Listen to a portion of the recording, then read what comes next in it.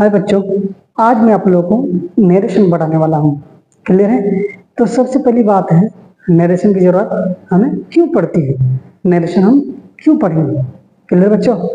अब नरेशन की जरूरत इसीलिए पड़ती है, देखिए अभी मान लो कोई काम हो रहा है, कोई बातचीत हुई, इसी बात को हम 1 घंटा बाद मतलब 1 घंटा आगे में अगर हम करेंगे तो चीज कैसे करेंगे, बात समझ में? पास्ट की बात को प्रेजेंट में अपने हिसाब से करने के लिए किसकी जरूरत पड़ती है, नरेशन की जरूरत पड़ती है। क्लियर बच्चों? जैसे मान लो कल कुछ घटना हो गया था, कोई प्रॉब्लम्स हो गया था, क्लियर है, कोई दिक्कत हो गई थी, तो उस जो घटना है उसको आज जो है आप अपने हिसाब से जो बयान करते हैं, तो ये जो बयान करने की चीज होती है, इसी वजह से इसकी जरूरत पड़ती है नरेशन। क्योंकि हिंदी में हम जैसे चाहते हैं वैसे बोल देते हैं, लेकिन इंग्लिश में तो नहीं बोल पाएंगे। इसी वजह से जो है पास्ट की बात को प्रेजेंट में अपने हिसाब से जो करते हैं, बोलते हैं, इसी चीज के लिए हम क्या पढ़ते हैं, नरेशन। क्लियर बच्चों? अब ये जो नरेशन होता है इसका मीनिंग क्या है? नरेशन है नाउन, इसका मीनिंग है कथन या कहानी। अब ये आया है नैरेट से। नैरेट का मीनिंग क्या होता है?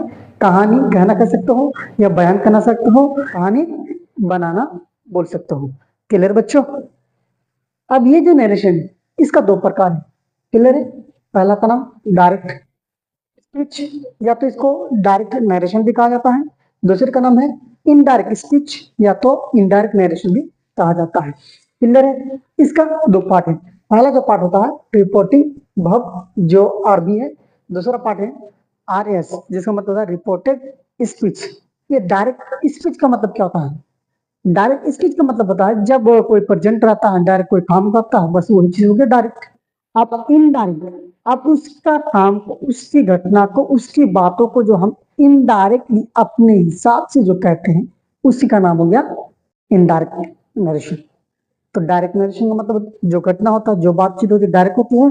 लेकिन इनडायरेक्ट जो होता है उस घटना को जो अपने हिसाब से बयान करते हो, तोड़ मरोड़ के, उसका नाम होता है इनडायरेक्ट स्पीच, इनडायरेक्ट नरेशन।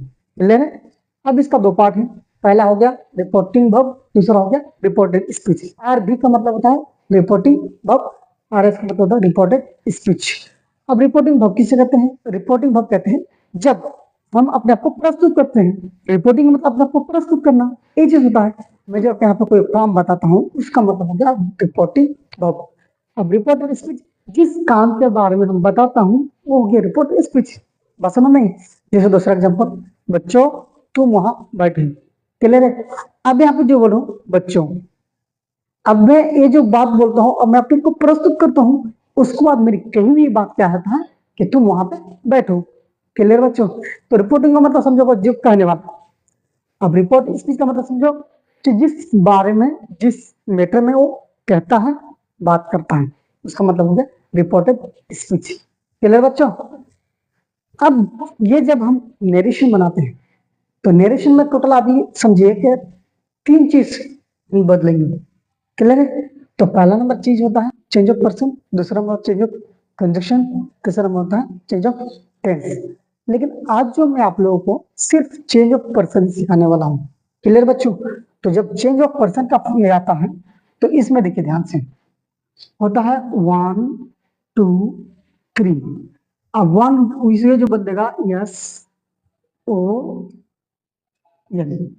जब भी हम नरेशन को बदलते हैं, तो अभी समझिएगा मोस्टली हम किसमें बदलेंगे, रिपोर्टेड स्पीच में बदलेंगे। जरूरत का अनुसार इसमें आपका जो है वो आपका टोल्ड, सेट, इस सब में बदलता है। क्लियर है? लेकिन मोस्टली अगर देखा जाए तो किसमें बदलता है, ये जो आपका रिपोर्टेड स्पीच जो होता है, इसमें सारे चेंजेस होता है।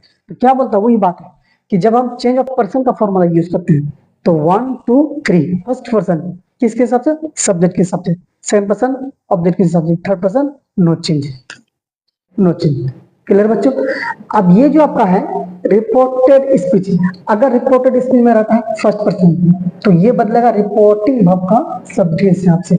अगर रिपोर्टेड स्पीच में रहता है सेकंड पर्सन, तो ये आपका ऑब्जेक्ट के हिसाब से बदलेगा। किसका? ये आपका रिपोर्टिंग वर्ब होता है उसका ऑब्जेक्ट के हिसाब से।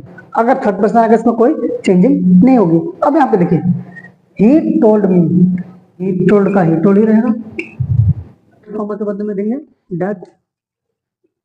अब आते हैं चेंज ऑफ पर्सन। तो यहाँ पे वन, वन का मतलब फर्स्ट पर्सन। अब किसके सब, सब्जेक्ट के हिसाब से।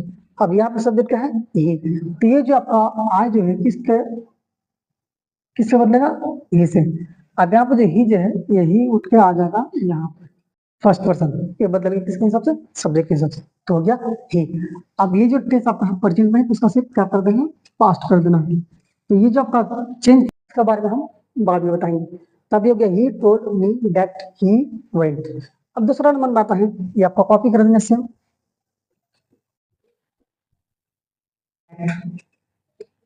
अब हो गया यू, यू कौन सा पर्सन है, सेकंड पर्सन, किसके ऑब्जेक्ट, किसका ऑब्जेक्ट, तो बोल रहे रिपोर्टिंग वर्ब का ऑब्जेक्ट।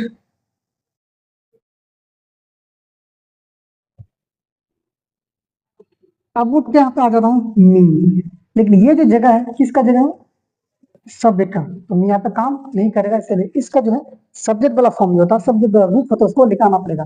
तो मी का हो गया आई। अब इसका हो जाएगा, समझ में आ गया बच्चों। तो आज मैं सिर्फ आप लोग को यही बताऊंगा, ये जो आपका चेंज ऑफ पर्सन का फॉर्मूला, एक चीज। तो 1 2 3 S O N, first person subject के हिसाब से, सेकंड पर्सन ऑब्जेक्ट के हिसाब से, थर्ड पर्सन नो चेंज। यहाँ पे कोई अगर थर्ड पर्सन आ जाता है वो कभी बदलेगा नहीं।